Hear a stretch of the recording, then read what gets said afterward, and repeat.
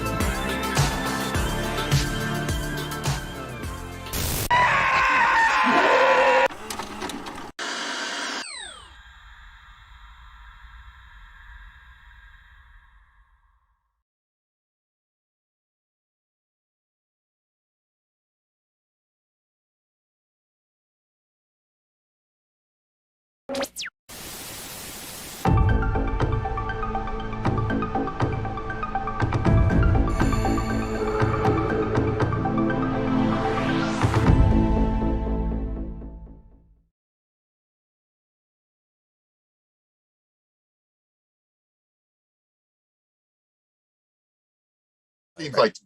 All right, here we go. Hey everybody, welcome to this week's watch party for In Search of Darkness Part 3.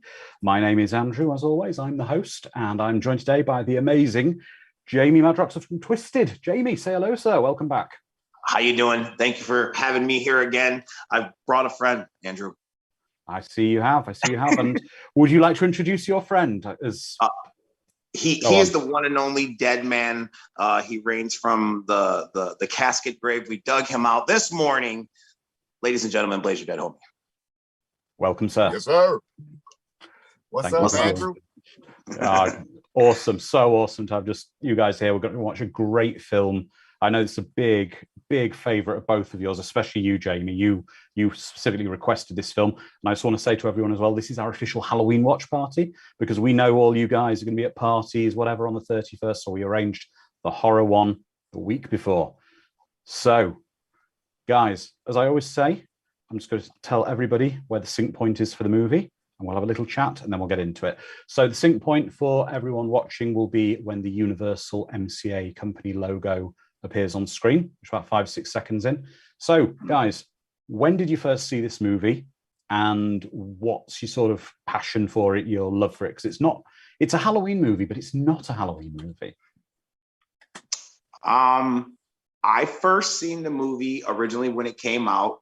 What I first thought about it was I was thrown off because I, like everyone else, wanted to see Michael Myers. I thought I was going to see, I seen the end of part 2, but I've seen the end of part 2 of a lot of movies, and I knew there was more to come, but there were things that I found in it, things that were cool. And as the years go by, we talked a little bit about this before, some of the fan theories and stuff, and it's just become so iconic. And if you look at it like a standalone movie, it's even more better, if that's even a way to say it.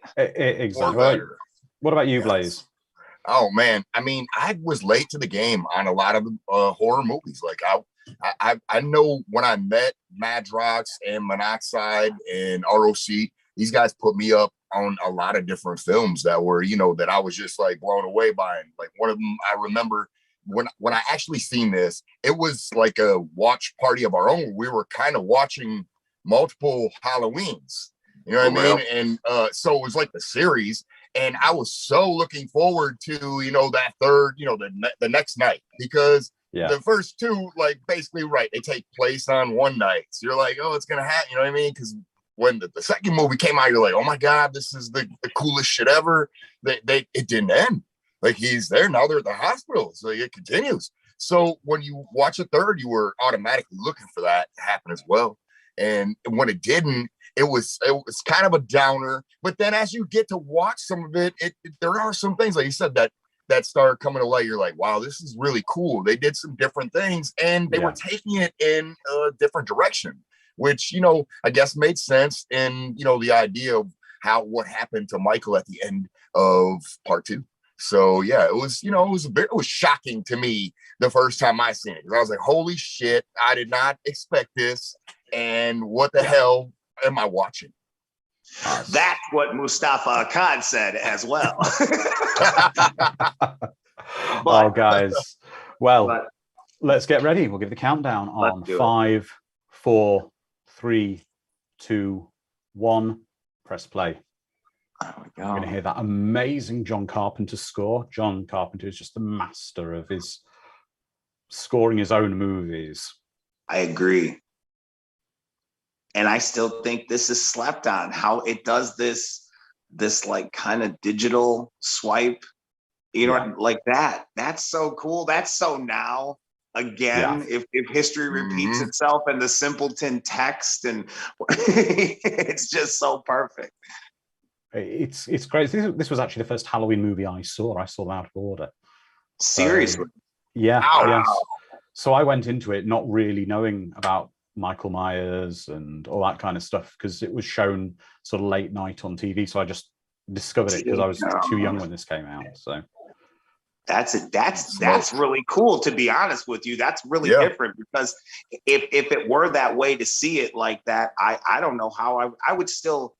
I think I would appreciate this one even more. I mean, I do myself, but you know what I mean? Like for those who don't hold it as high, there's a lot of people that don't like this movie, and it's because of that, Oh, we've got David. David Mice gets the. You noticed you're rocking the Silver Shamrock shirt. Yes. Shout out Fright Rags. Yeah.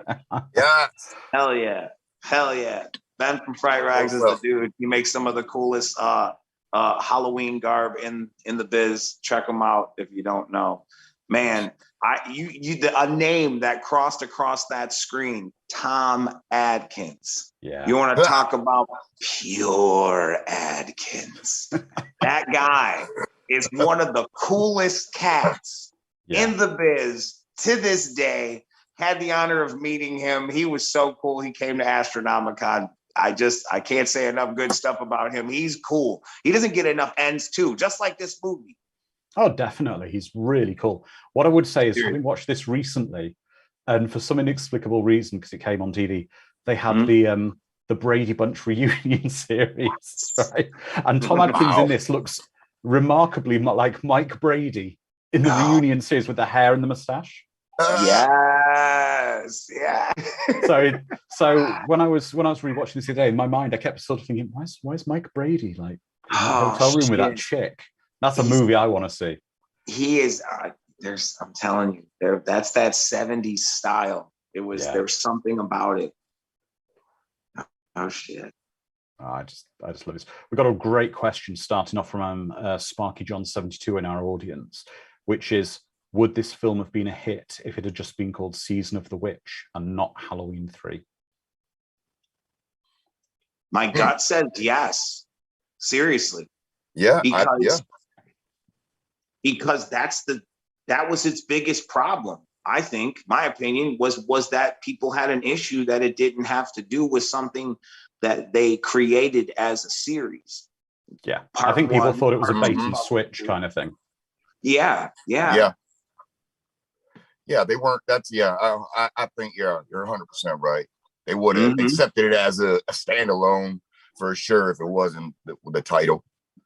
I mean, Halloween it still kind of does, though. I mean, even in continuity to anything, I mean, it's like aside from, what do they mention, Haddonfield or something? They mentioned Smith's Grove or something at one point. I mean, literally, I don't think there's any ties to anything of the movie, of the other, at this point in time, 1 and 2, John Carpenter, Halloween.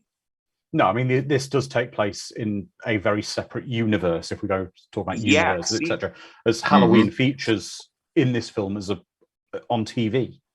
Yeah, fair enough. You're right. You're absolutely right. Yeah, see, and that's the way they described it. I believe it was Deborah Hill and someone else. I think maybe it was Tommy Lee Wallace or whatever, the guy who directed this. He claims at times he did, and at times he claims he didn't. I love him for that. But like they described how they thought that Halloween was like, or liked it to like a Tales from the Crypt or a Twilight Zone, where it could have been a bunch of different stories. To make that work, strangely enough, you would have had to say that, because with Twilight Zone, it was implied. You went in like a narrator, Rod Serling would come out, here's your setup and this and that, and that's the routine. Or with Tales from the Crypt, you had the Crypt Keeper or what have you. Like, part 2 solidified that it was a series, and then part 3 they go to this story narrative, which again is a great idea. That's killer. Like, if this would have worked, we might have never seen Michael Myers again. I'm glad it didn't, because I love Michael Myers. God damn it. That's true. Yeah. But I wonder what the temptation was when they were making this movie to actually do a Michael Myers mask for the kids to wear in the movie as one of the masks they sell. Oh, really? I wonder. I don't know if they did even thought about it, but can you imagine if later in the movie Michael Myers had been one of the masks that had been for sale? That would have been insane. Yeah. That's one of the fan narratives that people said, that perhaps if you want to entertain, young Michael Myers was wearing a silver shamrock mask that made him nuts to go kill his sister. And then older Michael Myers was wearing a silver shamrock mask that made him invincible to gunfire and stabbies and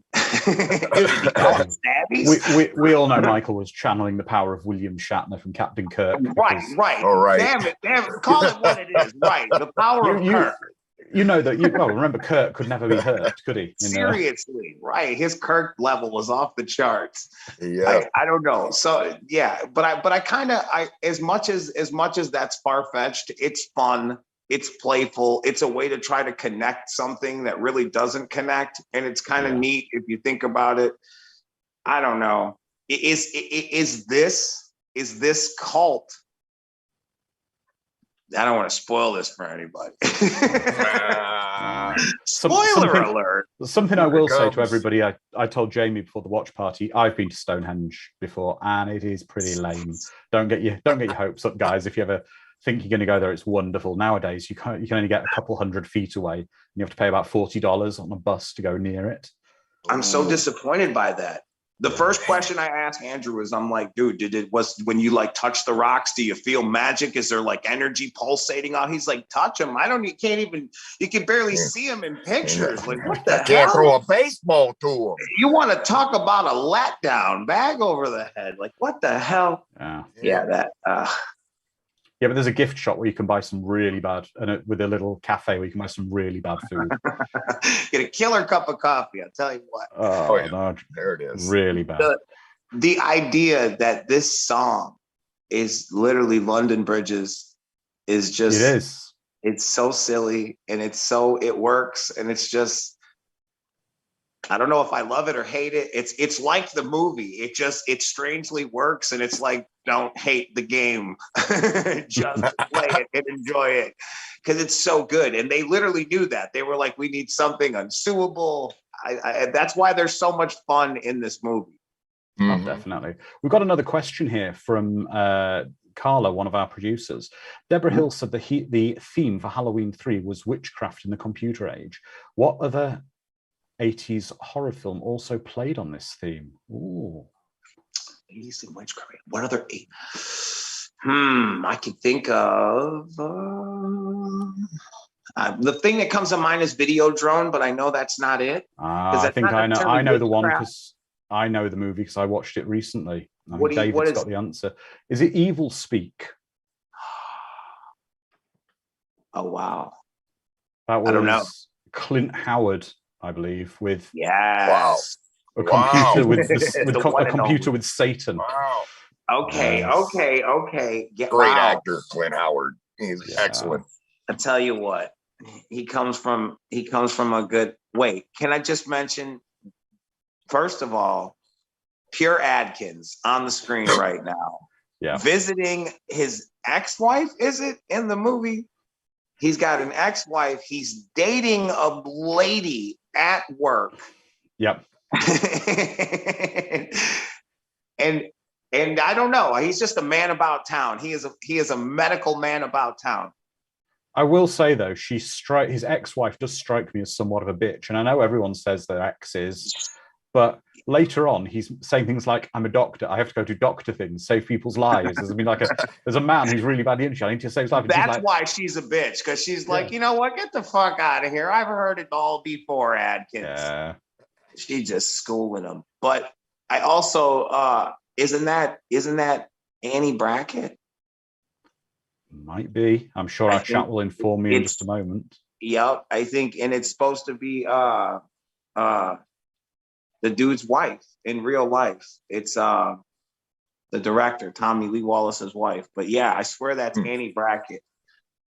And if so, that proves she's still alive, guys. Or at least in this Spider-Verse. Yes. She just, you know what? She's had enough of his shit. She's like, I gave you 2 kids. You gave me grief and gray hair. Look at this. Look at this. And a grandmother's house from the looks of it as well. Yeah. She's done with that mustache. Yes. That's right. I said, you know that bitch smells like cigarettes. Holy shit. No way. Come on. There it is. The legendary sample. He just walked up out of the rain. There ain't gonna be any trouble, is there?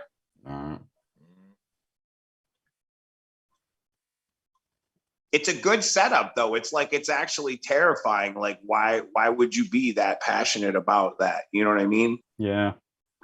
But he's obviously not letting go of the mask, no matter what. He's got the death grip on that damn thing. Yeah, because they put him into a hospital robe, yet he's holding the mask. Very true. Very true. But he's like, hey, whoop, I'm out of here. Fuck this. Getting too crazy for me. It's like a 2 steps, then a run, then a 2 steps, and a hop. I'm out of this. And I always thought as a kid, real shit, I thought that, because I kept trying to make it connect and I wanted it to or something, like I kept telling myself that these guys are like Michael Myers, plural, Michael Myra. How do you pluralize Myers? Michael Meyer, plural. But like, that's why I tried to make that connection, and I'm like, they just don't wear masks, and it never added up until obviously, we get further in the movie. Yeah. Mm-hmm. And then it almost, dare I say, it made me second guess and think, is that why they couldn't kill him? Was he a robot too? And then I'm like, no, don't, you damn robots. Yeah, you wonder how many robots you ruin there are my Michael Myers. Yeah. Yes. But it's, hang on, spoilers. We're talking about robots already. Right. I'm sorry. Oops. Yeah. Well, it's just, but just, you notice here, Madrox.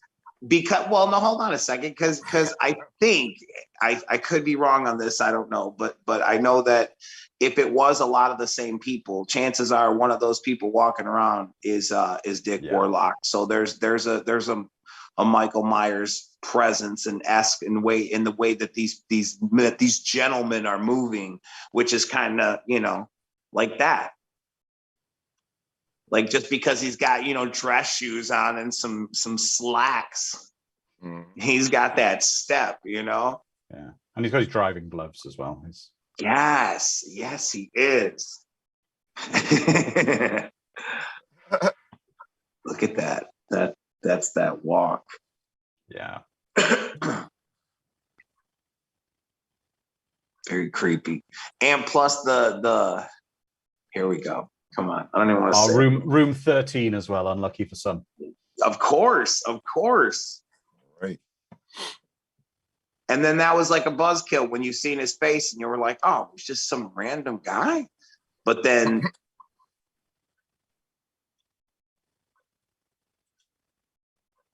I punch it.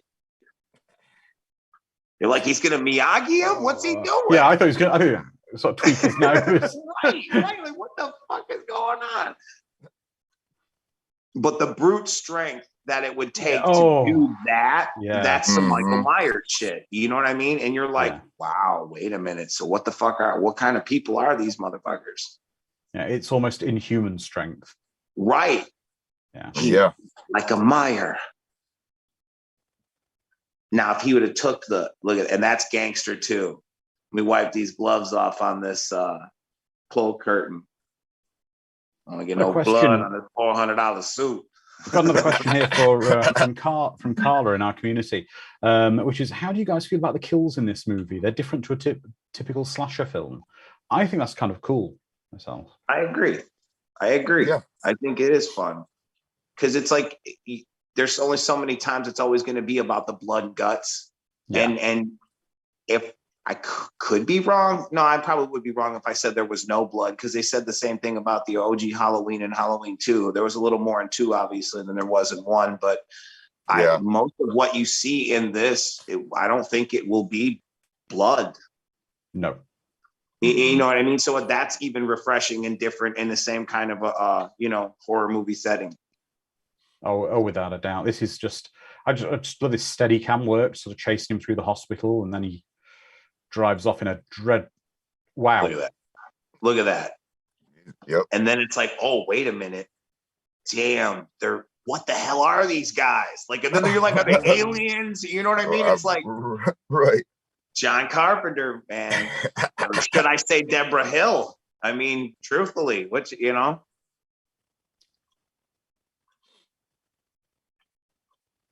Interesting. It is. He's just giving himself a wash with some gasoline. And really, he came in there on some Cobra bat shit, like programmed to destroy. What the hell? Right. I like the fact that the fireman's just sat there drinking a coffee, he's storing his helmet for no other reason. Right. He looks like he's at a Halloween party, to be honest with you. Oh, you're meant to. Is this where the hot nurses come? Cool. Oh shit! I love it. He doesn't look real at all. I'm not believing he's a fireman. I kind of believe those guys are cops. No, they're timely cops, but that guy's definitely not. Yeah, they're more believable for sure. Right. And just well, if he's the fireman, why is on his helmet? Why is the fire department badge flopping around as he moves his head? Right, it looks like it's gonna fall off. Budget. I got one word: budget. They cut corners. Great.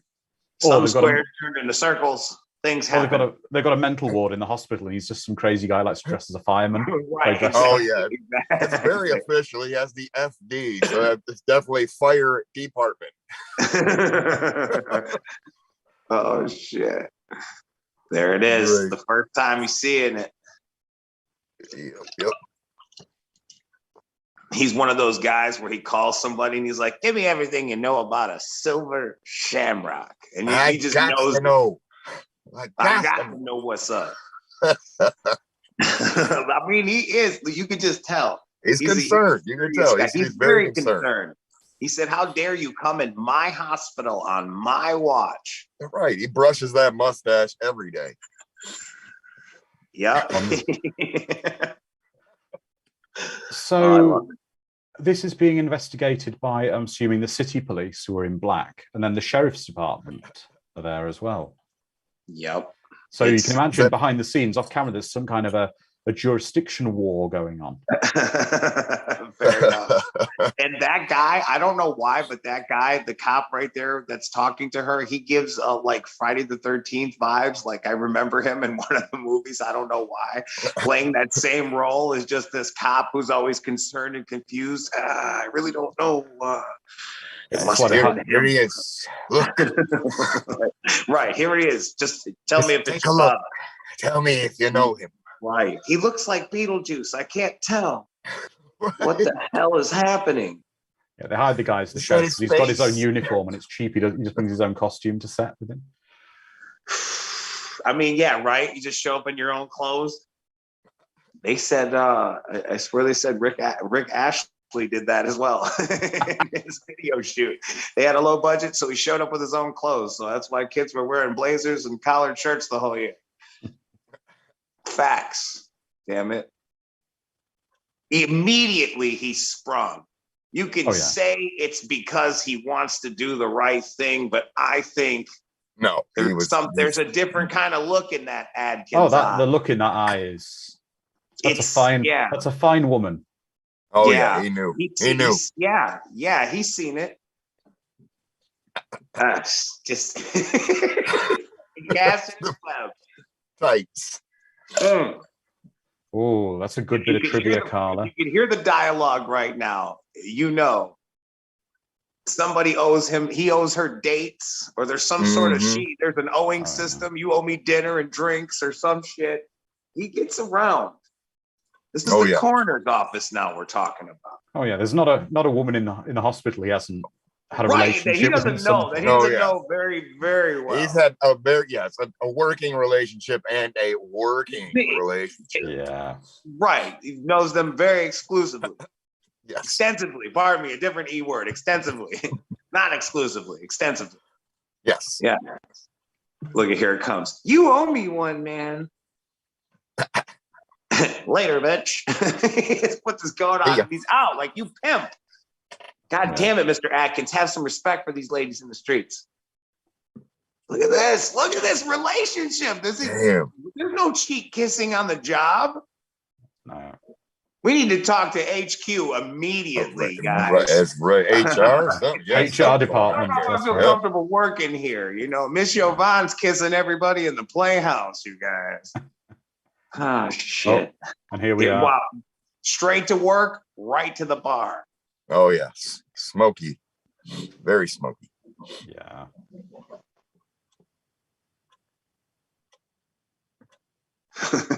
You do get a kind of feeling, though, he's dysfunctional, but he's not completely dysfunctional. Oh, here we are. Now we're seeing Halloween, the trailer. That's awesome. Product placement. I love that. Yeah, he's the functioning alcoholic who is almost a tragic soul, I think. Yeah. Because you can see from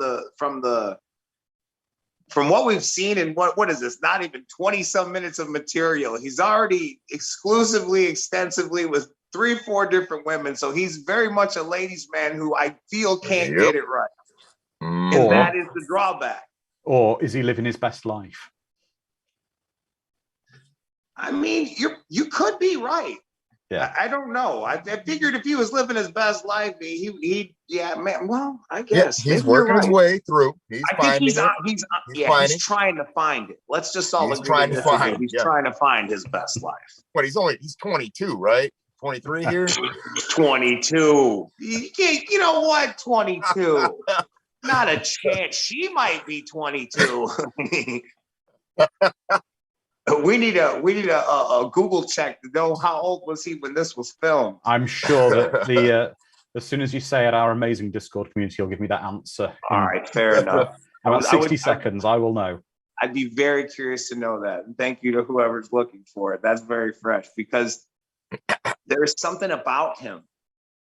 The one time he looked weird to me, I want to say was like it was it Tales from the Crypt or Tales from the Dark Side? One of them, and he shaved his mustache off for that opening sequence. It was Tales from the Crypt. He throws the comic book away from his kid.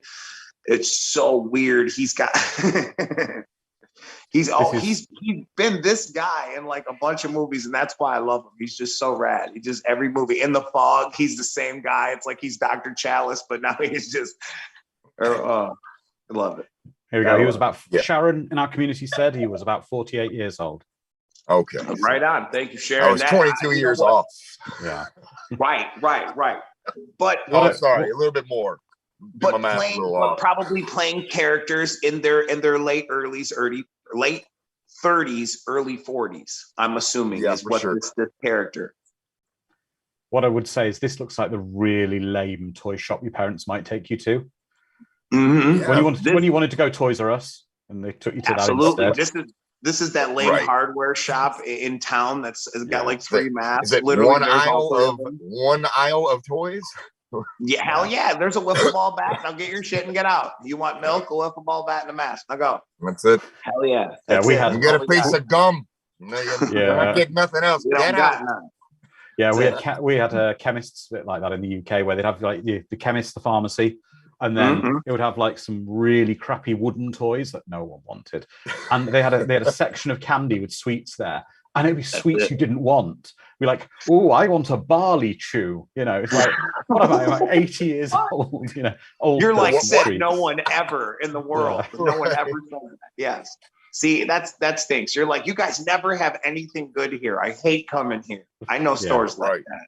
I know stores like that. Look, and again, like a true doctor has his stethoscope and a 6-pack of beer, hops in the ladies' ride, and they're out of here. Bye. Pure Adkins. Great payphone, by the way. Oh, yeah. Absolutely. Yeah. What are those? Said half of the people watching this right now. That'll show you real time.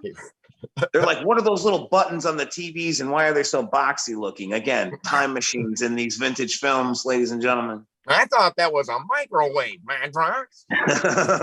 No. Those were televisions. But yeah, hell yeah. The crazier times when you used to be able to use a payphone to call people. Yeah, and that was probably him checking in. Again, do we know, is it in the script or is it factual? Can we find out, was he married to her or are they divorced while he's on this outing with the beer? Yeah, he's just out. Is he on vacation or paid leave from work? I feel that there's patients right now that are like, where's Dr. Chalice? And he's just missing his shift. He works 12-hour days so he can afford to do this for time off of the country. Yeah.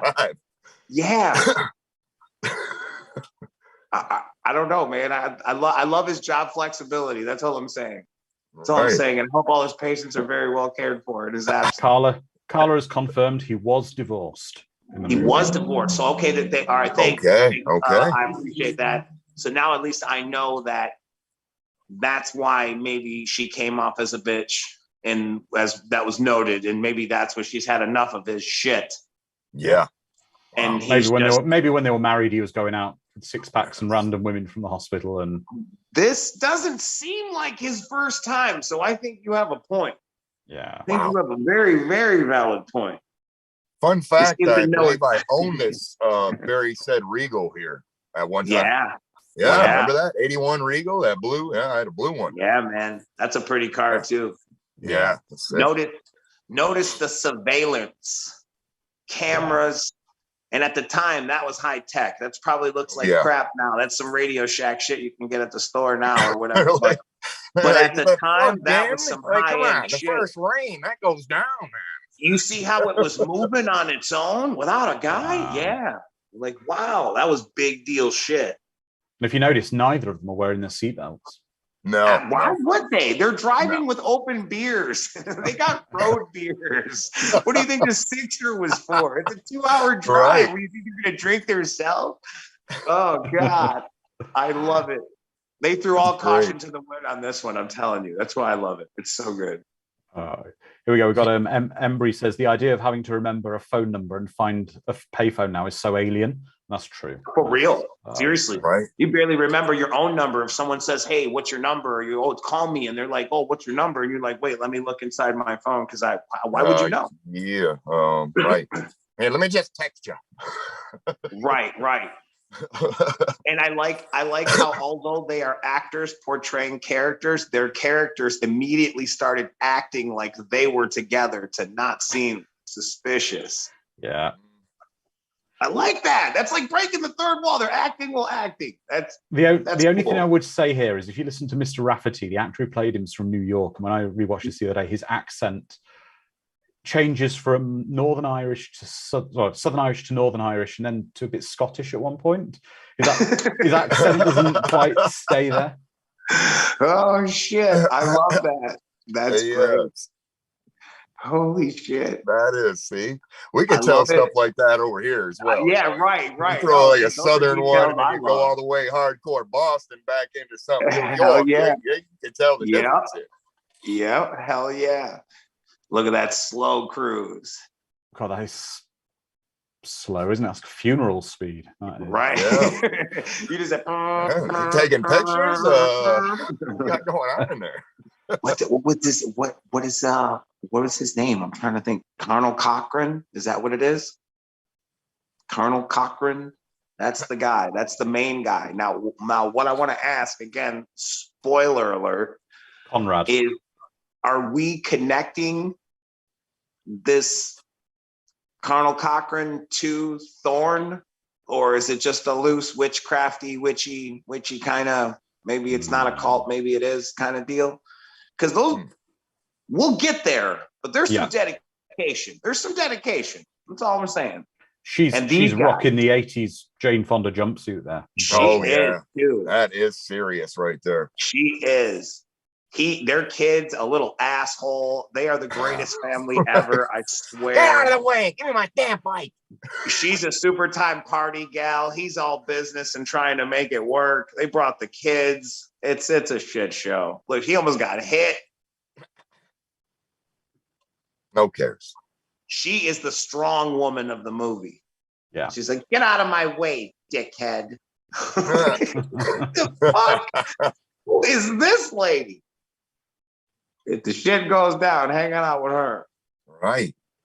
So, amazing fact from Sparky John here. Tom Adkins and Garn Stevens, who plays Marge Gutman, the lady who just nearly ran him over, they were married at the time. Wow. Wow. Wait a minute. Thickness. I'm smelling some super uncomfortableness coming up in the next couple scenes, if you know what I mean. Sharon said she's actually dying laughing at you at the moment, Jay. Wow, because she knows what I'm about to say. Yeah, because that's a bit awkward. Interesting. Yeah. Okay. We'll come visit back to that fact in a few minutes. But yeah, that's wow. You're acting, you're doing your job. Yeah. But it's uncomfortable. Action. Oh. She is giving him eyes, and he's unleashing the power right now. He pure Adkins right now. He said, no matter what character I get, I put it all burning. Like, and the sun goes down. Yeah, because a small town having a small town having a curfew at sunset. That's not at all creepy, is it? No, it looks totally normal.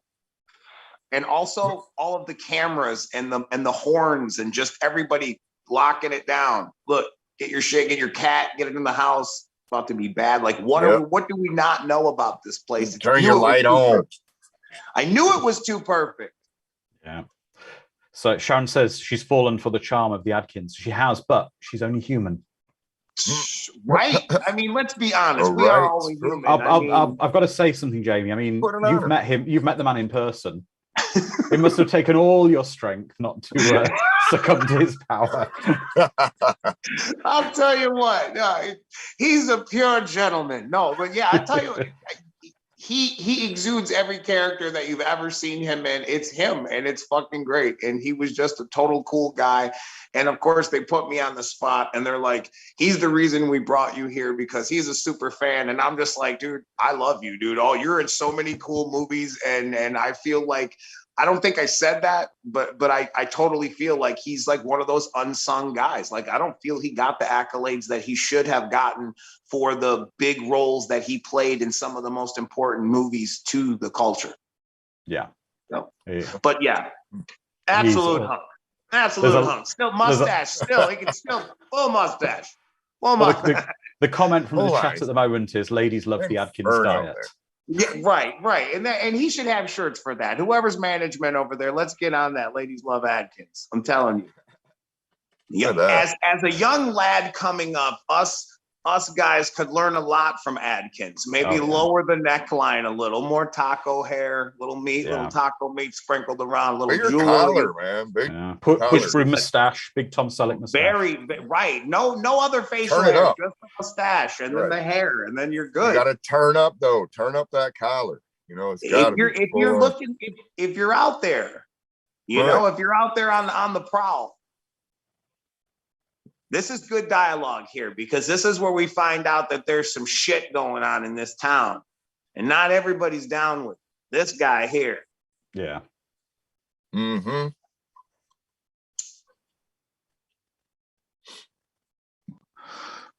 Adkins said, smoke him if you got him. I'm lighting it right now. See, shit. There it is. I showed it. I shit.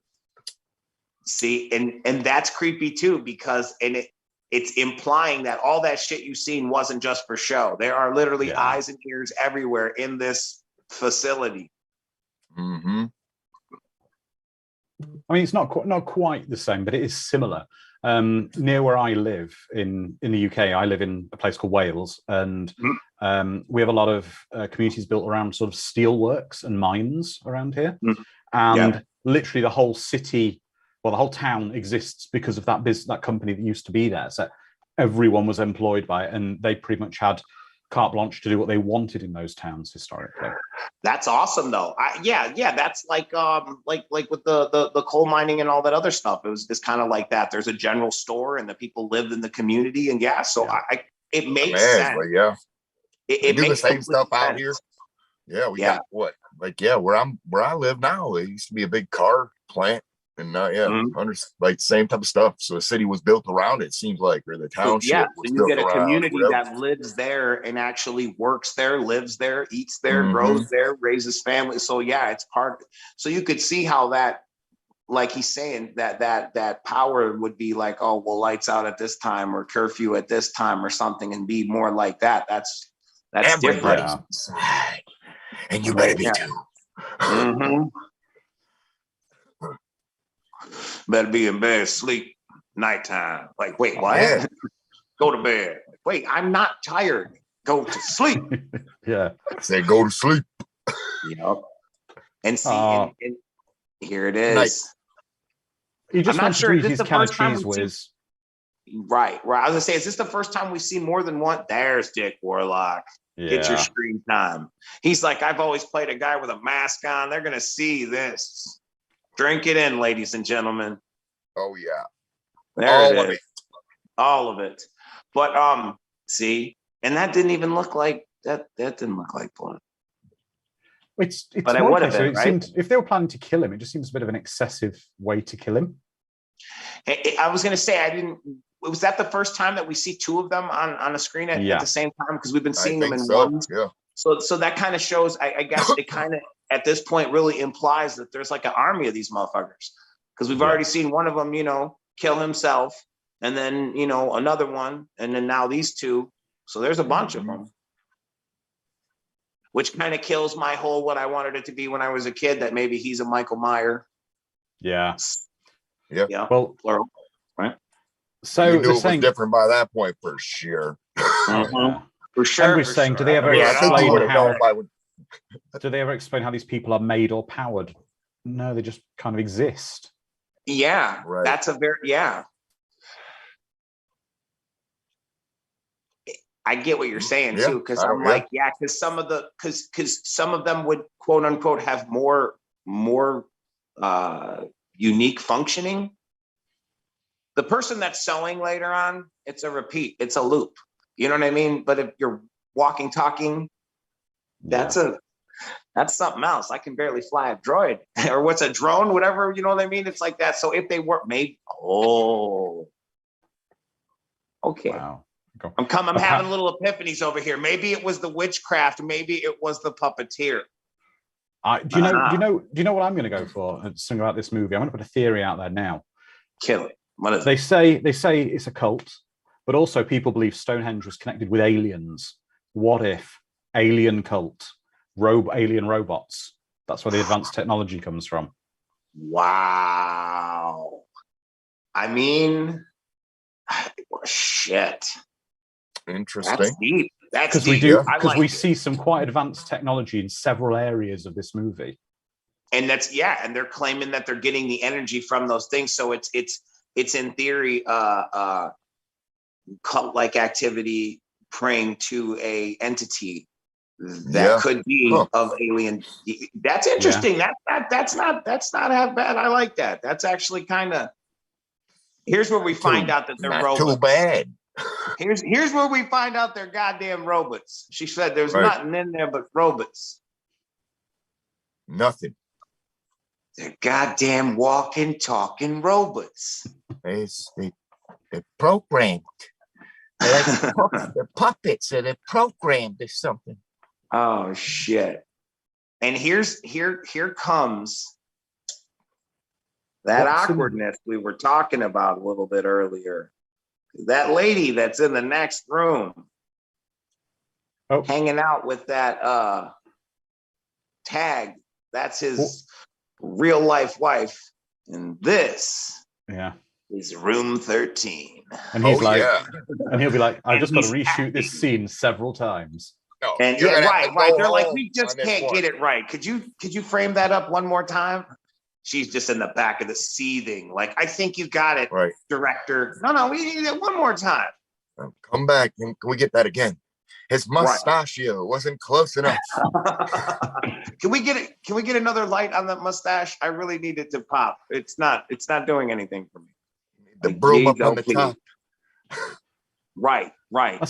That Carla raises a really good point, and this shows how messed up this is, because it's about to happen in a moment. He's in bed with her, and his real life wife is going to be dying in the room next door.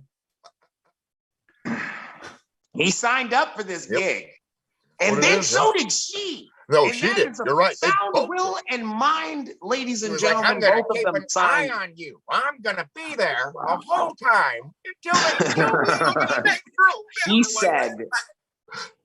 He said she read the script and she signed, and he signed. So I suppose, yeah, they both signed. Well, here's another question. This is going to be a spoiler, so if anyone doesn't want the movie spoiling, and something I'm going to say now for later in the movie. Yes. Later in the movie, she is either revealed to be a robot or has been replaced by a robot. What if she was sent as exactly what the Doctor would want, who was witness to all the crazy stuff that had gone on, to attract him, to bring him to be dealt with? And she's a robot now. Wow. Wow. Okay. Well.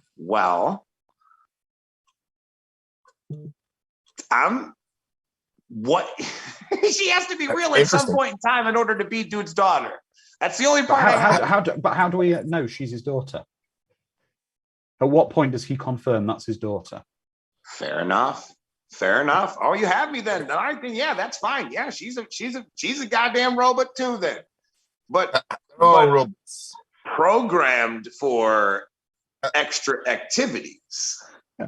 It would. But it does seem she's his exact perfect type, easy to seduce. She literally tailor made. Yeah, fair enough. No, that's a good one. And this too, I love how just tinkering with this is gonna like, this is the whoa.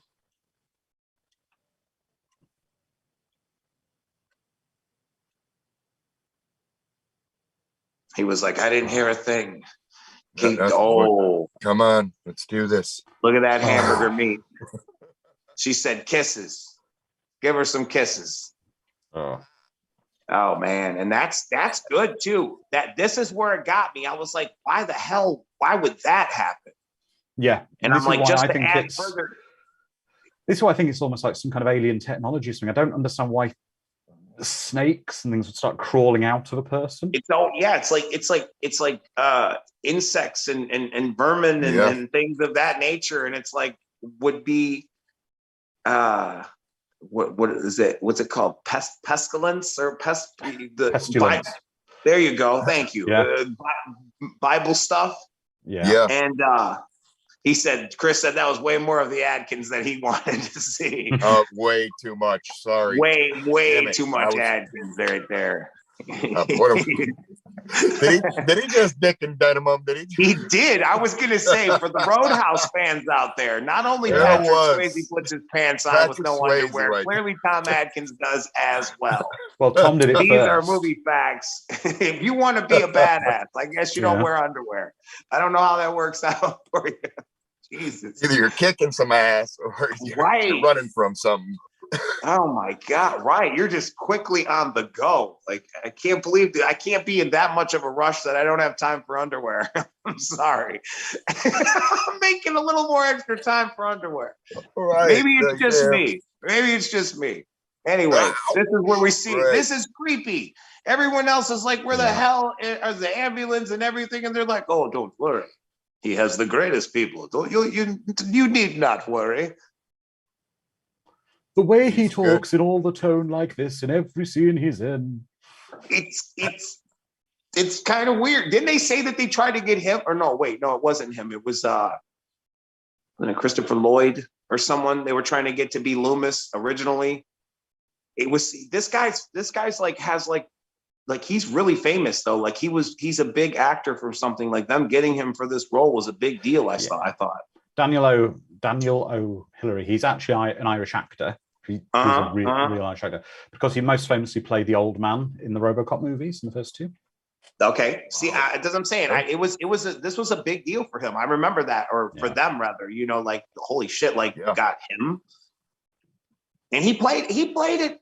I feel he played it like a creep. He played it like he at points you're like he really believes he's gonna do what he wants to do. Like, you know, like that's sellable. Like that's cool. I find that really creepy as well. That the car journey is just so short to the factory. Right. I think it would have been quicker to wheel the dolly over to the factory with her on rather than right. Over. Holy shit! Right. Oh man. So good. But we've got some other things here. So Carla says, funny you should mention Ellie may be a robot since she was almost cast as one of the replicants in Blade Runner. Oh, wow. And Sparky John said it's earth magic, apparently. It's believed by the druids that the stones have the power of nature embedded in them. It would explain the insects and the creatures and the whatnot that of the earth. Yeah, okay. I get all that. I'm down with that. Makes a little more sense. And then that's probably taking it more into the witchcraft and the digital, you know, and that kind of a stuff. So that to me was uber creative because it's like just that idea alone, I think is really neat. And I still think that it really hasn't been like touched on how there might be like a 2021, 2022 movie of that nature out there somewhere waiting to happen too. Because it just seems like it really wasn't kind of fleshed out the way it could have been or what could be, I suppose is the proper way to say it. Considering they're really hot products, that's a really small truck to be moving masks. He said we ship out 20 to 30 a day. 1,000? No, masks. Okay. It's a big hot commodity. No, I love that how literally they have a whole entire town and like this whole manufacturing system, and these guys are just everything is empty and there's just these ninjas just standing around. Right. Just looking, being creeps. Hey, creep. Don't mind me. She's saying, those are the loopholes. I was going to say, because she's literally saying that, you know, in Papa and this and that, and talking about him and referring to his list. So you're right, though. She could just know of the material and just playing her robotic part. What are all the bottles or jars on the shelves behind her in a toy factory in the reception area? Interesting. Why? Final processing. That was the. They look to be jars of. I could come up with. I just zoomed in. They look to be jars of chemicals of some kind. Yeah. That's interesting. Yeah. Yeah, he's even got the Connell Cochran posters on the wall. I'd love to get one of those. Those are cool. Hell yeah! Just where he's got like the thumbs up and he's got holding one of the masks. It's like it's right between where them two are standing right now. That's the best. It is. And there's ape. They have other masks we can see behind, but they haven't. We can only see the Halloween ones, but there was an ape mask and a few others we just saw on another wall. Oh, really? Yeah. Oh, shit. No, I didn't see that. That's cool as shit. Smith. Right. Yeah.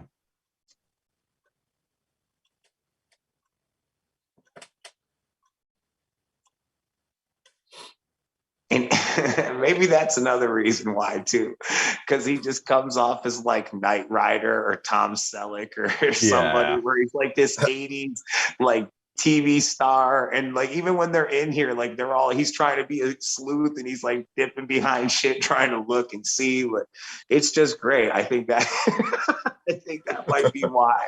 Just one more reason why he's so awesome. Holy shit. Is that a and the handkerchief in members his only jacket? No one can pull it off but him. Yeah. Right. That's it. There it is. That's neat. So, that's really how they make them. That's a good point, Sparky John, but I'm going to probably say no, I don't believe that. What's that? He's saying, is everyone working at the factory a robot? Interesting. I would say, my gut would say yes, but possibly that's assuming that shit. I mean, we know. Well, I don't know, man. That's a good one. Sparky stumping us all over here. Yeah. Wow. And the only reason I would say no, that they're not all that way, is because I would believe that some of the brains that are in the room, the technological guys that know how to make everything go, I believe some of them are human, but I would think all the people in the candy factory are. I don't know. I think they've made masks possibly with human, a lot of them, because you could see them struggling to lift molds and things, and the robots tend to be emotionless. Yeah. Fair enough. And I mean, there could be a ratio. There could be a ratio, because if you're gonna leap to say that she is a robot and he's banging this robot, if you're implying that she's a robot, and she emotes a lot. I mean, for sure, she emoted in several scenes, and so it might be robot of a little the cross, like you said, the alien robot. Then she was a promiscuous robot. She came with a promiscuous program and a robotism. Well, you know for a fact that these masks, these screen use masks in this scene, must be a holy grail. Oh my God. Many a horror fan. I know there'll have been recreations and reproductions, but you'll want a screen used one. Absolutely. Yeah. Wow. And another thing too, which is weird, is that true? Like a lot of times back in the days that the product they made the masks with would like over time erode. Like I remember there was a couple like mask makers that tried to give tips. There's like a product you can try to elongate the life of them before they completely, Yeah, the latex breaks down. There's some really, and again, I wonder if someone can find the photos and post them in our Discord. The character Hoggle from Labyrinth, the little sort of gnome, the puppet for that went missing in an airport, in a suitcase in an airport. Yeah. And they found it in baggage return a number of years later, and it was terrifying because the latex all started to decay and shrivel on him. Ooh, that's cool though. I mean, that's cool they found it, but it's like it sucks that they haven't figured out by now a type of a new product that can hold up for test of time, something that can be in a museum that people can see. Because it's a shame that some of those original screen used ones are so really like, there's a few Ninja Turtle ones I've seen with the animatronic, and they are terrifying. It's like turtle zombies or something. That's crazy. Hell yeah. Very, very dope. And I just want to say that power couple is dressed for success. Oh yeah. They are just there. They are the very, very big sellers of the product. Hey, creep. And he's just noticing them all too. Yeah. But she's dressed like a creepy Victorian doll. She is. That's what I said. For sure. Yeah.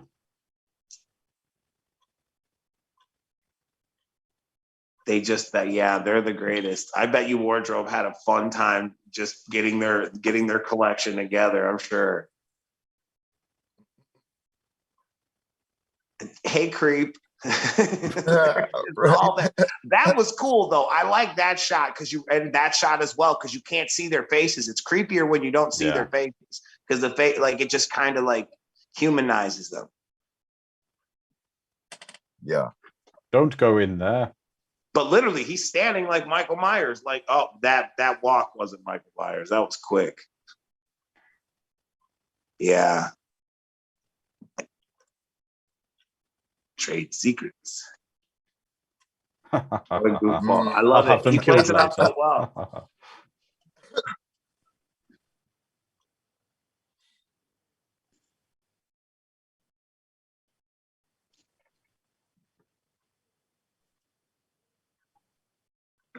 See, I don't know.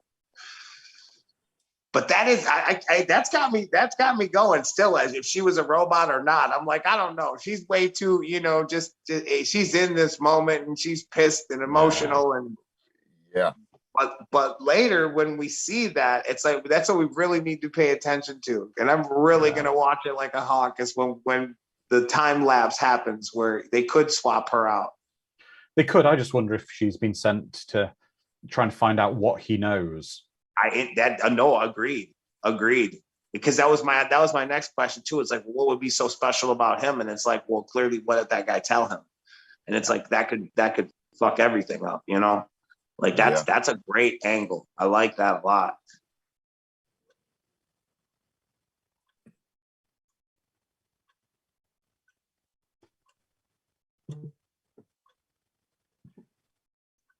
Now, this is a question I've got for you guys in America to explain to us here, because of course you guys have different time. We don't have different time zones in the UK. So as we move towards the end of this movie, I know that the time is different in New York to say how it is in Seattle. It's different, several hours. It's sort of several hours. But a TV show, if it's on at say 6 p.m. in New York, the networks will time shift, won't they? Usually, so it's at 6 p.m. and then shown in Seattle. It wouldn't be necessarily shown at say, I don't know, say it's 6 p.m. in New York and it's 1 p.m. in Seattle. The time difference would be. It's not that the TV show would then, the 6 p.m. show would then show at 1 p.m. Is it? It would show at 6 p.m. in the local time. I would think that, whatever bracket of time, it would appear in their 6 p.m. bracket. Yeah. They have, the way they set it up is like there's like two different style channels for a lot of the stuff, like West Coast and East Coast channel. Like they'll have NBC East or something like that and an NBC West. And so they are thrown off, like you're saying, they're basically starting at the same time, but you can watch both of them. So, and a lot of households, because if you're watching TV, you can flip between the two. But yeah, I think that's exactly how it is, unless it's a live event, like a baseball or football game. Yeah, then it's like across the board. You just are starting at a different time. I think Mountain Time or Pacific or whatever in Eastern. When he's cutting them off from the stations, I think you're thinking about. Yeah, no, I agree. And it's like in theory, that was another thing that really wasn't discussed thoroughly. So which is kind of fun because it's left up to the audience, that it's implied that they're selling big volumes of this product. It's implied that there's a bunch of retailers that are selling it. And it's like, the biggest selling like hotcakes. It's also implied clearly that they have the greatest promotional campaign in the world. This commercial is running like every 10 minutes on every channel. So I'm assuming, that's all I can do is make an assumption. Is this national or is this just a trial area, Midwest? Well, I think it's national because when we see a montage of all the kids, they're in different cities all over America. You're right. But what that's what makes it all. That makes it all more creepy. If it's a live broadcast, and I think in the commercial they say the live giveaway, a live one would be at the same time, irrespective of the time zone. Fair enough. Right, yeah. I see. Now I get you. Okay, so so if you give it away live, if it's 6 here and 1 o'clock there, 3 here, whatever, it's going to hit at that time live. That makes sense too. Okay. But isn't that the gimmick he goes through? Well, we'll see. Yeah. We'll have to watch it in real time. But that's that. I love how, in the storytelling that's kind of what makes people gravitate to like it, is because it's just the concept. They're going to get all the kids to wear this mask. They're going to get all these kids to gather around the TV. And then all of them are going to be, what is the intention? They're going to be sacrificed, or they're going to be mutated? Are they going to be, you know what I mean? It's like, it's never really, it's implied, but again, it's left to the imagination of the viewer, correct? Yeah, exactly. I mean, we see what happens to the lady who tried to, mess with the badge. We seen what happened to her. She got the business, right? And she got it right in the mouth. She got the get the damn business. Seriously, left her with a nice kisser, and and we're about to see what's gonna happen to And also we seen the bugs with her too. So that was the first time, I guess. And Yeah. then, Yeah. so the something just touching on being our Discord community mentioned about, of course, Michael Myers, Austin Powers with the same name. And I think it'd be funny if we mentioned, have you ever seen the movie Baby Driver? No. I've heard of it, and I definitely heard of it, but did not. Yeah, it's about it's a more recent movie about a getaway driver. And for the movie, they wanted to use they have bank robbers, so they wear Halloween masks. And they wanted the Michael Myers mask of the white Shatner Michael Myers mask to use for it, and the studio wouldn't give them the rights. So instead, they contacted Michael Myers, the actor, to ask if they could use Austin Powers masks. And he thought it'd be very funny. So they do. They all wear basically boiler suits, but with Austin Powers masks. That's great. If they should have took those and then painted them like the Michael Myers fans. All right. Really Shaved them up, painted them. Holy shit. See, now look at the technology. We got to look inside of her head. Her head fell off, but we see that he's making human robots. Yeah. Even if they're early, even if in theory, in a museum, that was an earlier version, a prototype, if you will, of what he could do if he was, or are we supposed to believe with whatever witchy shit he's doing is giving him more power to make these? Actually, no, because think about it. This is 1982. So this is in where Disney, for example, were getting really good at the animatronics, which were at the time clockwork, that kind of thing. So there's an element of making a very family-friendly kind of thing quite terrifying. Yeah, I guess. Yeah, like what if they went wrong? Because look, he's able to hurt it or dismantle it. And all it took was 3 pure Adkin punches to the belly. Yeah, for sure. Look at that applesauce. Stop anybody though. Yeah, well, right. Bring any man down, to be honest. 3 punches, 3 Adkin punches. Done. And just like that, he's terrified and subdued. Oh yeah. Cochran's pissed. He's like, you know how much it's going to cost to fix that? The damn robot. You busted. Apparently the robot blood is orange juice. Right. Like, what the hell kind of things is he got inside of them that like that's a whole nother level? And I mean, I guess more fun left to the viewer. Are these things kind of human? Are they all robot? Or, you know? Right. They move humanistic, but they don't emote. Like, that's one thing I've noticed consistently. Like, when you see their faces, they don't emote. They're not like expressionate. They just move like humans would. You know, they really do. But apparently, in the original version of the script, all the robot henchmen were intended to have red hair, but they couldn't find enough actors with red hair to. Whoa, wow. That's different. That's crazy. Why so specific? Just because of Conal Cochran? Is that what it's supposed to be? I suppose the Irish thing, isn't it? They're all red. Irish are all supposed to be. That's what I'm saying. Is that what it was supposed to be? Yeah, and the Shamrock. Oh, guys! It's Sunday the 31st. Halloween's on the 3rd. Halloween's always on the 31st, but it's always on a Sunday. It's on a Sunday this year. It is. It very much is. Yeah. Hell yeah. If they just have him so easily subdued, it's like that. I don't like scenes like that. Like, at least tie him up or something, because you're making he's losing pure Adkin as every step he takes. Right. I mean, you know, one guy's got one. It was the orange glue on his hands. He just, he had to wipe that off by himself using his own, rag. So yeah. Like if I'm not buying the fact that he's scared anymore or whatever.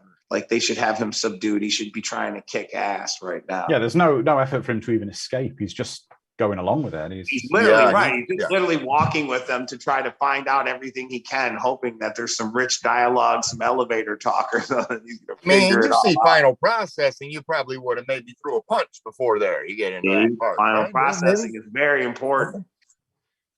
Maybe throw a punch to the old guy first, right? Yeah. Right. I'm like, of all the people, he's the one you should punch. He's probably the only one who's really going to feel it.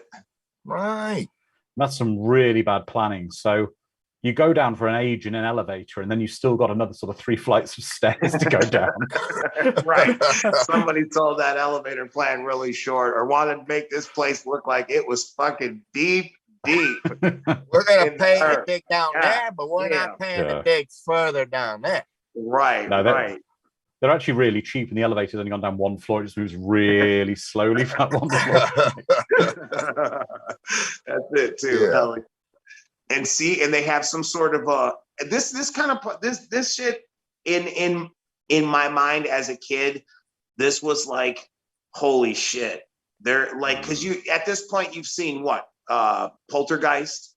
So, you know, there's like that spirit television connection. They got every school TV strapped with a VCR in that room. They're going to raise some hell, dude. Like, what kind of shit are they doing? And then they got that piece of whatever the fuck special rock that is. It's fixing to be something real witchy. You can tell. Right. Adkins ain't feeling it. He's pissed. He's still going along with it. Still. Right now, he's freely along. Right. He can just push into that table and run. Right. Show me a plan. He's like, yeah, right, boss. Show me how we're going to do this. Which is really unfortunate because you feel like he would have had a microphone on him or something. He'd just been leaning in like, tell us your plan, boss. Or something like he's trying to get all the deets. Like if literally that's all he's trying to figure out is why the hell, what the hell. I'd also say the rate those guys are putting those bits of stone inside those chips to put in the masks, they need to be hauling ass a bit more because otherwise they're not going to get more than, like I say, about 20 done a day. Right, there's a lot of that stuff Good left. point. Like whoever we don't get this year, we'll get them again next year. Right, like, we got years upon years. Every year, right? Every year, forever. Holy shit. Okay, so now they have her. Now, assuming right now that's her as a robot, or that was as a robot. But yeah, like he's got all the electronics, he's got all the weed, he's got all the chicken, he's got everything you need to make the party happen. And he wants to kill the kids. Right. Evil son of a bitch. Bastard. So bring him in test room 2. I've got to say as well, can we just say hello to Laura Gilles or Gile on Facebook, who's chatting away tremendously with us here. Laura. Hello, Laura. Awesome. How are you? What up, Laura? Hope you're enjoying the movie as much as we are. Yes. Okay, that's creepy. A sure indicator that it's not going to be a good room. Right. The lock sound, I can't hear it, but I know the door locked. That's the room. Wait a minute. What was that? Right. What's And that, you know when Claire? there's like 7 TVs going and they're all recording, that some shit is going to happen. So I've got a question here from Carla, which is the Silver Shamrock jingle the most annoying in cinematic history? What are some other really annoying jingles? Wow. That's interesting. We have like in real life, or I would assume in movies, cinematically. Yeah. I don't know. It might have to take the cake as the most annoying because I can't think of one off the top of my head. I'm sure if shown a few, I would say they're probably on par, but no, that one it's only because it's London Bridges. And that's why. That's literally it. But I love everything about it. I love all the production level that they put into it. And I just want to sorry to interrupt. I just want to go back to the movie for a second here because these are the worst parents in the world ever. Oh, absolutely. Right. So in a second, their child starts, well, you can see what's happened to the child in a moment. He collapses and they're laughing. Well, he's having fun. It's Halloween. Yeah, my son's just face planted the floor, holding his head. You're scaring your mother. You're scaring her now. Get up. Yeah. I love how also very subtle. It just happens, but he does everything he's prompted to do. Put your mask on. Whoop, he puts it on. Now stare at the TV. He's just fixated, like, and they never say, "Hey, don't do that," or not. You know what I mean? It's like, again, it's just let it all. But until then I want to focus on the father here, because the father, the mother, the son has collapsed, and God knows what's going on with the son. He doesn't rush over to check his son. The mother collapses, and then the father is only caring about getting himself out the room. That little son of a bitch. That car salesman, that used car salesman. Right. I'll tell you what. Yeah, I mean, but probably showing you what he's hoping will happen in every single home across every right.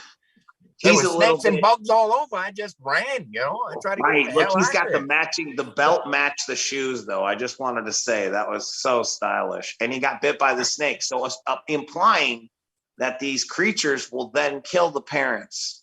Yeah. And everybody dies. Wow. Because they're already on her. Yeah, that's deep. Oh, yeah. And now, literally 3.5 seconds ago, he started thinking, "Oh fuck! I bought both of the kids' masks. Those masks. Damn it! Oh shit! No, like, no, literally, he didn't buy the kids' masks. When they cut back to him, he had that like, oh no. fuck! No, no. It was the bitch ex-wife who bought the masks. That's right. Oh, you're right. You're right, because his masks weren't cool enough. You are right. Yeah. So at the end of the day, if it all survives, goes to court, she can be blamed. Yeah. I didn't buy the masks. I bought them. He said, I bought the 6-pack. He said, I brought the 6-pack, man. I brought the road beers. I had the 6er, you know. Oh, man. But great graphic. And people, they're just eating them up. Look at that. They can't keep them on the shelves. Dayton, Ohio, full of them. Oh, and we're seeing some proper old-fashioned sort of 80s Halloween, that Casper one that's basically a trash bag with Casper printed on it. Damn, I love it. And so this is in fact what we were just talking about. I was questioning, and you validated, and here it is, that they are shown. This is everywhere. This is around the globe that this is happening. All these people, these masks are everywhere. They're filtrated into every neighborhood across the world. At least a good enough amount to do whatever kind of damage it is he's trying to do. Oh yeah. I feel like he's like Cobra Commander. He has some ruthless organization, hell bent on. Like, he is just, man. Holy shit. Just about bringing, and that's the thing though. Like, you don't really like what are you trying to bring about though? Like, it's never really straightforward, right? It's just that it's some sort of witchery, and with technology. Yeah, we see what it can do. We just don't know what the full, like, what if. I think that's kind of fun, you know, like if there was like some sort of a, I don't know, some sort of an add-on or whatever, or something where it's the what if he would have succeeded? What was his intentions? What was he trying? Was he trying to bring like Cthulhu back or something? Like, what the hell? We need to know. We need to know. Well, the intentions are partially stated, but also I think he's just an ass who likes playing practical jokes. If you hear, you know what? You're absolutely right. And I think that makes it more terrifying if his underlying reason is it's a joke. Yeah, fair enough. Yeah. Fair enough. Yeah. That's true. That is very true. He just wanted to play the ultimate prank on the kids. Yeah, hell yeah. Yeah. I mean, Michael Myers is a killer in one city, in one place, and this is everywhere. Yeah, they were trying to show you how people can use Halloween as a vehicle to perverse Halloween. But also this is touching on the things of the consumerism and the TV being present in every home, being a trustworthy thing that was in Poltergeist, which was released at about the same time as well. Fair enough. Fair enough. Yeah, completely makes sense. And just with parents using the TV as a surrogate babysitter. And that's why those kids listened to it so quick when they were like, put those masks on. They're like, sure, you got it. Like, hell yeah. That's crazy though. But yeah, here goes another one sent on a mission, which kind of, again, gives a little validity to that chick being a robot, because they are very worried about what these people know about that whole bigger picture. So that's interesting. That's it. I like that angle. Yeah. It's very interesting. That it really is, dude. Seriously, like that's a whole new level of it. And I love how like that's where it gets its Halloween roots, though, where they like pick these random instruments to kill with and shit. And you're just like, all right. Mm-hmm.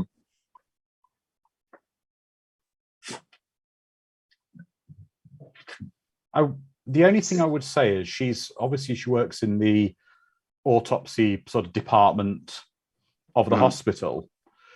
Right. At what point would she nope out from her medical training that I found like screws and springs and refer to the police? This is wiring and right. circuitry. I don't understand. I've never seen this before. That's only for engineers and electronics and electricians. Like nothing, not a single thing that was organic in this whole entire deal. Yeah, I don't. Right. Oh man! And just when she figures it out, she's about to call, and she bites it. Yeah, because they're on. Donald Cochran says he doesn't lose. He said he's rolling with that witchcraft. Right. Oh, Mad Matt, children of the candy corn. He just said. Here it is. Here's where he gets all that. He's got that witchy, fruitful dialogue. And happy Halloween. Like, yeah, motherfucker. He's the shit. Now that kind of subdued Tom Adkins I can appreciate because you feel like he's going to get up and kick some ass, but he can't. That other just walking around, peeping the operation Tom Adkins is really pissing me off. I'm just saying. That's not my Adkins. Here we go. I was like, you don't really know much about Halloween, do you? No. There it is. And he just breaks it down. Let me tell you. He's now talking with more of his Irish accent. Yeah, he dropped it. Oh, he dropped. See, maybe he's maybe it's no, because he's. I mean, being an Irishman, he's actually relaying a story about back in Ireland. Interesting. That's like, yeah, this was it was I think it was like sometimes even the dialogue that carried this movie for us for a long time. But like even when we were in House of Crazies, we sampled the shit out of this movie and it was just fun because it was so important to us. And some of those lines were iconic and happy Halloween and just all that shit. You don't really know much seriously about Halloween, do you? And you're like, wow, dude, that voice, that's so killer. It's like ice cold. Absolutely. I just thought him here. Yeah, right. And then what a real shit bag. I'm gonna go ahead and leave a mask on you too. And you enjoy that show. Take care. It's Halloween on TV, isn't it? Yeah. They put it's them the original on the Halloween where they're all invited. Yeah, because that's the original movie Halloween we're seeing on TV now because that's taking place before the commercial. Oh, I gotcha. Okay, all right. Because it said earlier in the movie after the movie Halloween, a giveaway. Oh yeah, giveaway, live giveaway. Yep. There's Jamie Lee Curtis on the screen now. Hell yeah. So there's like as a Halloween fan, you got to hear like the bing, bing. So quick question for our Discord community. You can look this up quicker. This point in the Halloween movie, how close to the end of the movie is it? Is it approximately 10 minutes before the end of the movie? Because the giveaway was on the hour. It's supposed to be, I believe. So you got probably, I'd say more than 10 minutes still to go easily. Was it an hour? Maybe an hour and 10, maybe? Possibly. I'm trying to remember from when they said the giveaway was in the movie. Was it 9 p.m. in the movie's time? I don't.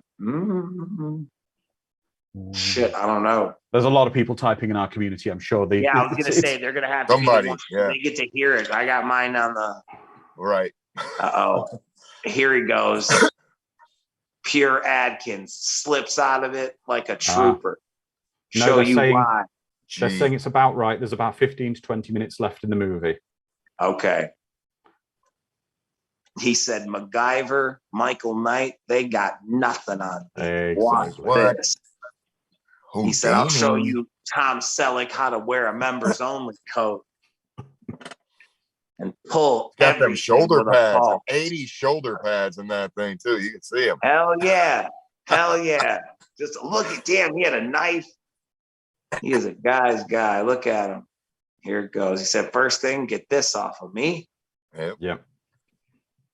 Watch that throw. That's almost as look at good that. as Jamie Lee Curtis's shot each eye. Like the aim on these guys.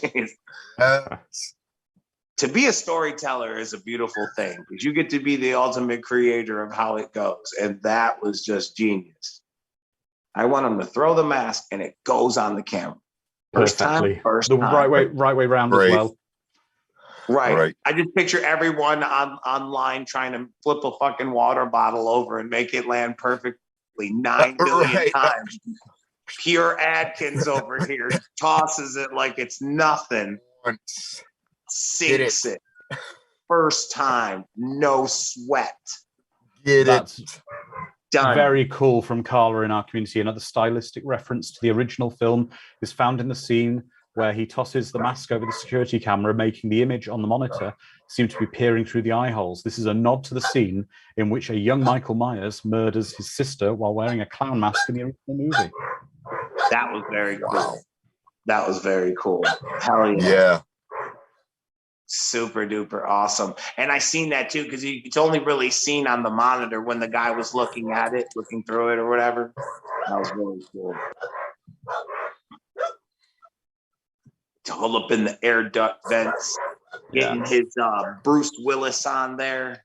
Yeah.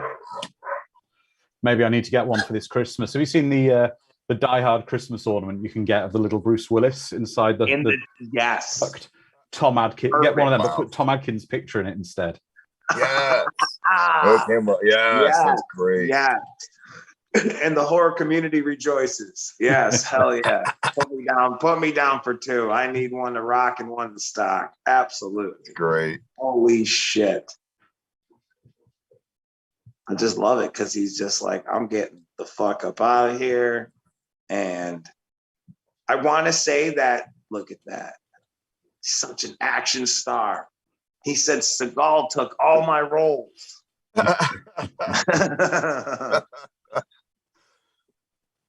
I think he had a good one. What he was in? What, Fog, Night of the Creeps, Yeah. Halloween 3, Tales from the Crypt. He's got a bountiful cinematic Actors Guild, I guess you call it, whatever the hell you call it. He's been in a lot of shit. A lot of roles. He was good. He was good. Good. Yeah. I just felt like there was like an action sequence or something that should have happened. Like he should have. One of them I wanted to see. That's what was cool in Night of the Creeps. He was a little more of a badass. Take out two robots or something like. I don't know. Maybe something. him, kick him through all those boxes that are perfectly placed with all this shit. Like I'm getting Adam West vibes. Like I feel like it should have been like dun, dun. He just knocks him, all the Shamrock boxes fall. So he here's the was smart. question. What was the long game for the bad guy in this movie? Right. Because you kill basically on a massive scale. You kill nearly all the children in the country. They're going to know. The authorities are going to pretty much figure out straight away that your masks they all were share connected. a common interest in this map. Yeah.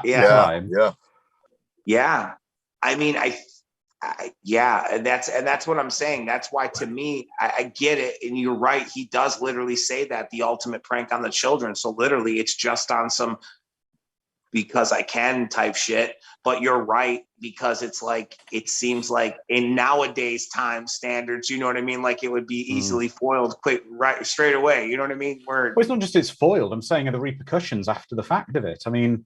Yeah. What's what I'm saying, but if there was an intention, all of that was going to bring all those sacrifices would bring about, like I said, Cthulhu or something, and he's just walking through town. You're like, right. You know, it's finished, it's complete. You know, you're like, okay. Yeah. He's like, authorities are smarties. Look at here, there he is. You know, like I don't know. That's why, but you're right. I guess perhaps we're reading into it a bit much more than it would be, but I still agree. Like I don't know. I get the end game was. I maybe get kind of a Joker vibe from him, and he just does it because he can, and he doesn't care about what happens. I mean, that I would say that's pretty much straightforward what I get out of it. But I also like the idea that there's that plus there's some more that we're not privy to. You know what I mean? I would have took that just as well. Like, you know, this is what he wants, but there's some other person that's, you know, I don't know, perhaps maybe another lab coat there in the room that's got an ulterior motive or something. I don't know. I would like, in my mind of minds, I like to think that there's some other shit going on there. And it's more than that, you know?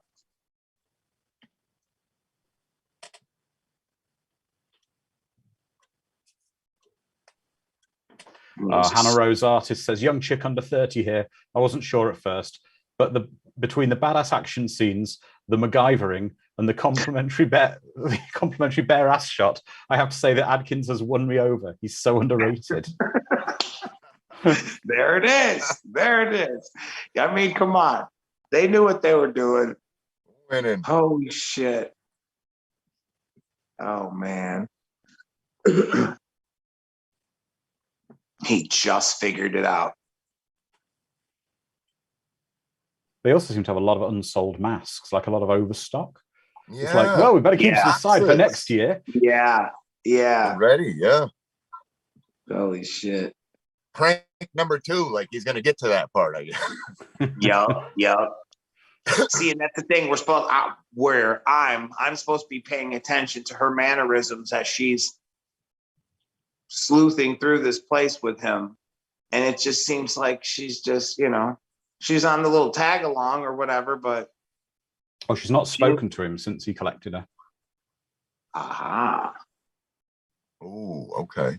See, I didn't pay attention to that. Yeah, me neither. I was gonna say she is like rolling steady with him. I don't know if you just noticed they are accounting for different time zones. There's a series of clocks that was just in the background shot a second ago, and it says Eastern, etc. Okay. So they were on some. They were going for some global, but and what he doesn't even know what he's punching. What's he punching? He's punching it, and then all of a sudden, like the lights go out in the room, or the machine goes on. He's trying to run the sequence to happen right now in there, so they'll all get fucked up. But you can't stop the one that they already put in play that's time stamped like a it's maybe on a tape or something they've given to the networks to play. Yeah. Which this is kind of neat, because this is the kind of like, I'm going to use your shit against you and pour these badges on you, and you're going to get zapped, and that's cool, because you fucked up and showed him what it does, so now he knows how to use it against you. That's Adkins we're talking about now. Don't you forget about it. He came to shut the club down. Right. I feel like they should have been a little bit more than like jumping jacks or something, like the fireworks. But I do like the idea, like that all the lasers that took old girl down in the mouth. I like how they were just blasting everywhere. That was cool. Notice how Connell Cochran was totally fine and unscathed. I'm just noticing as well, the way the computers and all the desks and the work is arranged, it's very similar to Stonehenge's layout, that kind of circle of equipment in a way. Yeah, absolutely. That's what I'm saying. Because, and then this is what I'm talking about. Like, all of that was supposed to open up a gateway, a door, something, maybe not necessarily to bring something through, but maybe for them to go through it. Like, I don't know, like, it seems like, because like that, like, what the hell is all that? That's it running its final process, and look at that, fucking thing's glowing. Shit. Shot energy into. He said, I have the power. Just holy shit. What if he was an alien trying to return home and he needed this energy or something, and that's him returning home? Damn you, Wow. Adkins. And he was ancient. He was, seriously. I don't know, man. I thought when it connected to him and started making him like in new type of movies, he would have just been like, no, I love the bar. You're like, oh shit. But he just kind of literally, like turned to a pillar of, like the stone itself, like just turned to a pillar of salt and just kind of blew away. Right. Became one with it, then blew away. Maybe. I don't, I could, I was, Guess, that's the vibe I'm getting, I suppose. She's acting really weird. So there's a definite, at least in my opinion, there's a definite difference from her mannerisms here, because she's like almost trying to act spooky, where before she was, arguing. Unless she was at the end of a program or something, because she knew something had happened now. Hey, see, and right back to it. I'm with it. I'm like, I'll buy it. That's because she's still running a sequence when it's all said and done, Why not? But she didn't seem to have as much power as they did. No. She could have took him out. So that's another thing too that's weird. Yeah, she's maybe a low-powered robot or something. I mean, but this is him. She didn't get the final processing that the other ones did, right? They got that orange juice in them. There it is, the arm ripped off. Mm-hmm. He's like, what the fuck? But it must have some sort of power. Damn. You see, now the problem is modern cars don't come a lot of the time with spare wheels or wheel braces or wheel jacks anymore. So, there's going to be a generation of people who are in trouble if they're ever attacked by a synthetic robot loving. Or even get a flat for that fact. Right. Yeah, it's true. It's true. It's time. Some things gets forgotten with time. Very, very true. See, and I wonder, like, because the way he plays that, you really don't even get that vibe either. Like, did he always think that she was a robot, or does, like, he doesn't seem to be, he's just drinking it all in. He's like, what the fuck, man? Right. It's a shit show. He's not very concerned that he banged a robot. No, or it was, she wasn't the robot before. Still coming for him. Right. And that's what I'm saying. That's why I don't know if that was, I think the first one around might have been a real person. Okay. This is the robot. Yeah. And that hand has even got a little to it. Maybe he makes them so that they don't know their own strength. Maybe. Yeah. And that's the I mean, was she a robot who believed who didn't know she was? Oh, see, every time I get farther away from it, he brings me right back into it. I'm fair. And so then just like that, he remembered again. I gotta save everybody. See you later, toots. Oh, she don't even have a head. Okay. Yeah, I got no arm. No head. She doesn't got any more Duracells. She's done. She's battery. She's gone. Something, I guess. She shut down finally. Oh, Hannah. She just can't keep her hands off him. No. Well played. Well played. I'll tell you, he's just on foot. And of course, because he was the first place leaving the actual facility. If they would have kept his car, he would have been on foot. Okay, I'll buy that. Because it was a very short period of time. We remember that car ride. It was literally, they closed the door and they were there. All right, that was a fun time. There it is. Here it is. Here it comes. Oh shit! Damn, they're wearing them, and they're so popular. They're coming in to trick or treat with the things on. They're in the fucking. You're getting gas in the cars wearing them. Holy shit! Everywhere. I think that's kind of what added to like the gravity of the end part of this, where you're like, they're everywhere. Like, it's holy shit. He's not going to be able to save them. Oh, I was going to say that. Why would you not have turned the TV off Right. Fair. That's true too. I think, well, Save maybe those kids. because only reason I'd have his back is because to see if they're going to do what he's asking them to do. But this kid is like a typical kid too. Like, I'll find a station. I'll find it. It's on one of them. But the fact that it was on all of the stations, again, who is running this promotional campaign for Shamrock?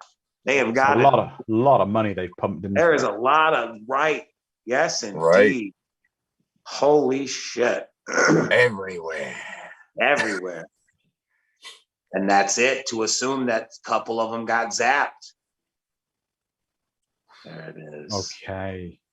Now hear that amazing theme again. Well, that's been Halloween 3, and that was tremendous, guys. I love some that. further questions to finish off from our community here, which is they had shot multiple endings. One had all the kids scream and die, but the director wanted the ending to be more ambiguous. While the film leaves the question open as to whether Chalice was able to get the third network to pull the deadly silver shamrock ad, the book conclusively states that he failed as the children die screaming. So guys, in the context of the movie alone, do you believe he managed to save everyone or not? I say no. No, say no. Definitely not. No. I believe he saved thousands by shutting down the first 2 stations, but inevitably he didn't stop it. He merely slowed it down. That's what I believe. And that's fucked up too. That's kind of more creepy than if he did or he didn't. He really didn't do shit.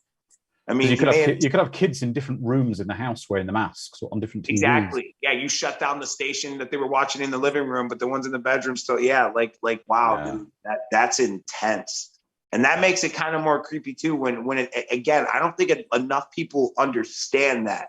Like, you watch it like that, and it's like, you know, all of the little extra stories and stuff that surrounds it and the lore and stuff kind of makes it more of a deeper film than people give it at face value.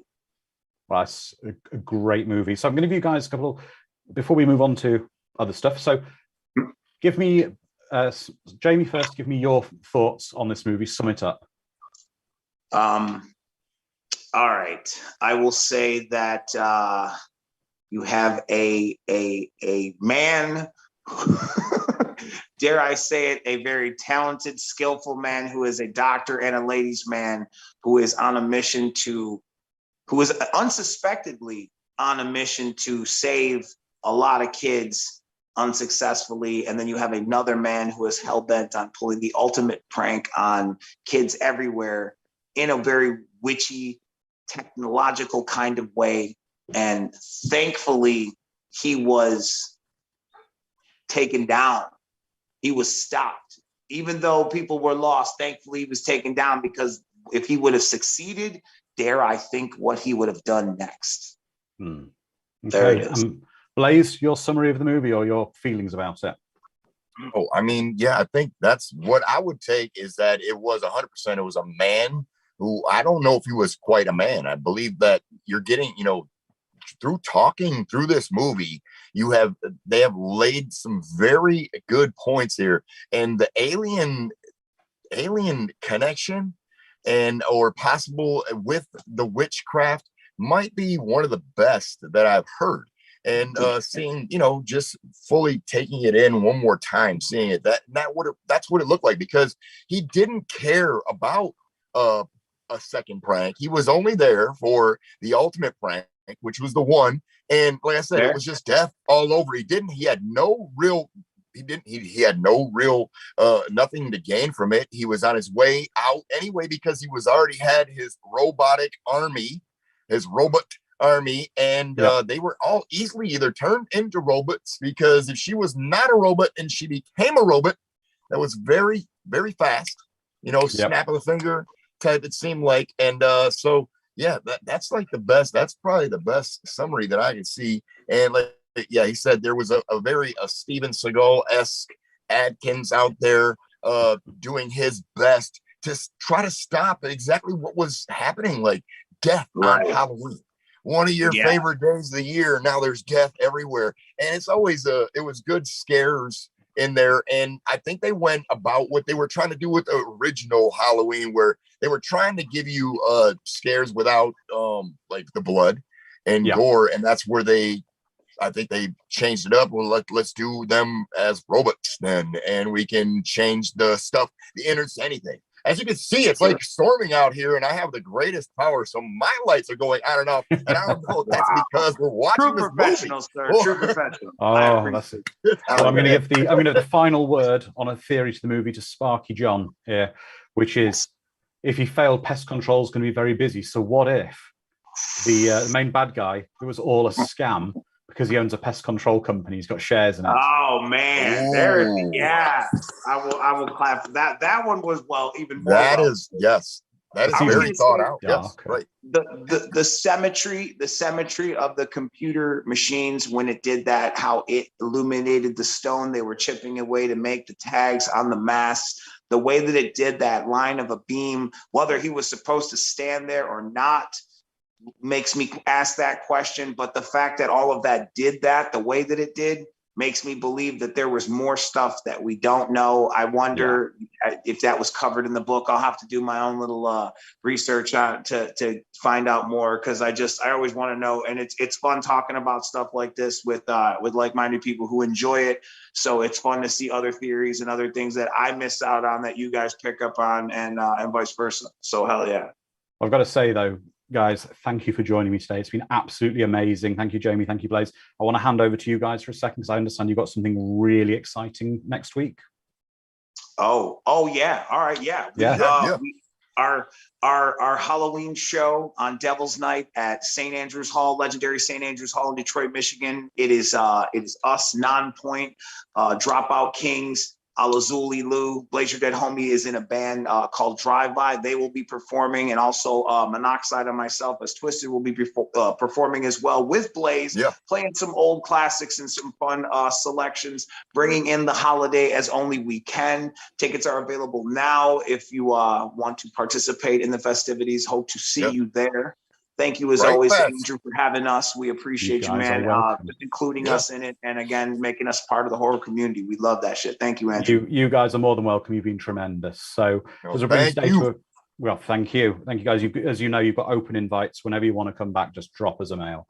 But we will be. Hell yeah. So as we're just running today to a close, to say to our community, I will be giving you you're having a treat next week, because as everyone knows, you guys love Halloween. We're not going to take up your Halloween night on the 31st.